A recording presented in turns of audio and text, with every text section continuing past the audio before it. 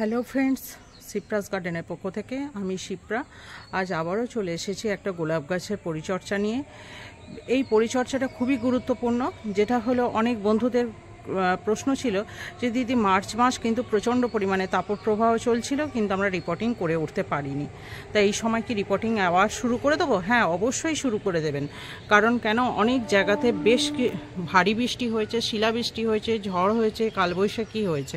তাই এই সময়টা তো এই রকম হওয়ারই সময়। তো টেম্পারেচার যেহেতু নেমে গেছে, অনেকটা কম, ওয়েদার নরম, তা যে সমস্ত বাগানিরা এখনও পর্যন্ত রিপোর্টিং করে উঠতে পারেননি সেই সমস্ত বাগানিদের জন্য বলছি রিপোর্টিংটি সেরে ফেলুন। ছোট গাছ 6 ইঞ্চি পটে আছে, 8 ইঞ্চি পটে তুলবেন। নর্মাল রুট প্রুনিং না করেই তুলে দিতে পারেন, সেটা যে কোনো সময়ই করতে পারেন, তবে যখন করবেন বিকালের দিকে অবশ্যই করার চেষ্টা করবেন। আর যে গাছটি 12 ইঞ্চি পটে আছে বা 10 ইঞ্চি পটে আছে, আপনি 10 ইঞ্চি পটেই রাখবেন ভাবছেন, বা 12 ইঞ্চি পটে আছে 12 ইঞ্চি পটেই রাখবেন, সেক্ষেত্রে রুট প্রুনিংটা খুবই দরকার। রুট কয়েল হয়ে গেছে, সেক্ষেত্রে কিন্তু এই সময়টা আদর্শ সময়। গরমের তাপপ্রবাহ আর নেই, রুট প্রুনিং করে দিয়ে নতুন মিডিয়াতে সুন্দর করে গাছকে বসিয়ে দিন, কারণ গাছ আবার নতুন করে পুনর্জন্ম লাভ করবে।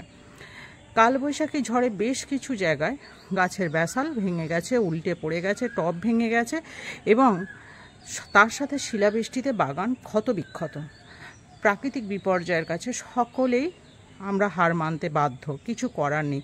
প্রকৃতি মাঝে মধ্যে এরকম খেলা দেখায়, সেটাতে কিছু করার থাকে না, আমাদেরকে আবার ঘুরে দাঁড়াতে হবে। তবে একটা জিনিস মাথায় রাখবেন, প্যারাপিটের ওপরে গাছ রাখবেন না। গাছকে পশ্চিম দিক বা বায়ুকোণের দিক থেকে একটু সরিয়ে রাখুন, পূর্ব দিকে দক্ষিণ দিক করে গাছগুলোকে রাখুন। কারণ কালবৈশাখী সাধারণত উত্তর পশ্চিম কোণ অর্থাৎ বায়ুকোণ আর এমনি পশ্চিম দিক থেকে কিন্তু কালবৈশাখী ঝোড়ো হাওয়াটা আসে। তাই বলছি পশ্চিম দিকে গাছ এই সময় রাখবেন না, পূর্ব দিকে গাছ রাখুন, দক্ষিণ দিকে গাছ রাখুন।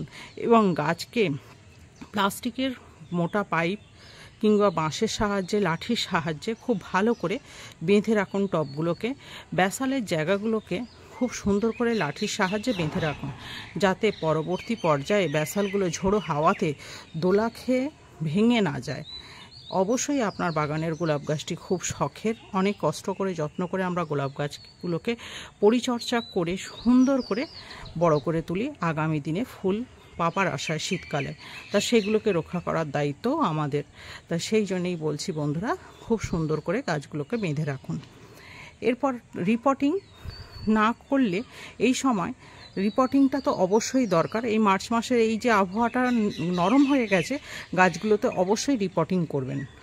রিপোর্টিং করার সময় নতুন মিডিয়া যেমন দেবেন, সেই সময় একটা জিনিস মাথায় রাখবেন, এই যে বৃষ্টি হচ্ছে, বৃষ্টির জল যখন গাছ পাচ্ছে, সেই সময় কয়েকটা দিন ফিডিংটা স্টপ রাখবেন। কারণ এই ঝড় বৃষ্টির হওয়ার পর যে জলটা পড়ছে, বৃষ্টির জলটা যে আসছে, ন্যাচারাল যে ফিডিংটা, এটা গাছ যে কি যে ফিডিং পেলো, সেটা কিন্তু আপনার দেওয়ার ফিডিংয়ের থেকে অনেক বেশি।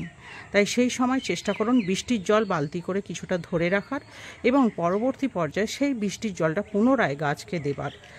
অবশ্যই কিন্তু এই জিনিসগুলো মাথায় রাখবেন।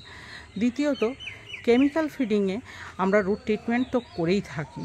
রিপোর্টিং করার পরবর্তী পর্যায়ে গাছকে আমরা যেভাবে রুট ট্রিটমেন্ট করি, সেই রুট ট্রিটমেন্টটি অবশ্যই কিন্তু চালিয়ে যাবেন। গাছ রিপোর্টিং করার পর রুট ট্রিটমেন্টটা অবশ্যই দরকার। তার সাথে সাথে কীটনাশক, পেস্টিসাইড, এই সমস্তগুলো কিন্তু ব্যবহার করতেই হবে পাতার তলা থেকে। আরও একটা গুরুত্বপূর্ণ জিনিস, এই বৃষ্টি হবার পরেই যখন রোদ্দুর উঠবে, গাছের নরম কচি পাতার তলায় মাইটস কিন্তু লাগবেই, এটা অবধারিত। তার জন্যে কিন্তু আগে থেকেই আপনাকে প্রস্তুত থাকতে হবে। মাইটস, সোলেমান বা কাকা, ওবেরন, এই ধরনের ওষুধগুলো আপনারা বাগানে স্প্রে করবেন, এবং জলে স্প্রে কিন্তু অবশ্যই করতে হবে। মিডিয়া ভিজে থাকছে, তাহলে কিন্তু মিডিয়ায় বুঝে জল দেবেন, আর স্প্রেটা কিন্তু পাতার তলা থেকে ঠান্ডা জলের স্প্রে অবশ্যই করতে হবে। আজকে ছিল এই ছোটোখাটো টিপস। এইগুলো কেমন লাগলো অবশ্যই কিন্তু আমাকে কমেন্ট করে জানাবেন, লাইক করবেন, শেয়ার করবেন। চ্যানেলে যদি নতুন হয়ে থাকেন অবশ্যই কিন্তু চ্যানেলটিকে সাবস্ক্রাইব করবেন। নতুন কোনো ভিডিও নিয়ে খুব শীঘ্রই ফিরে আসছি। Thank you.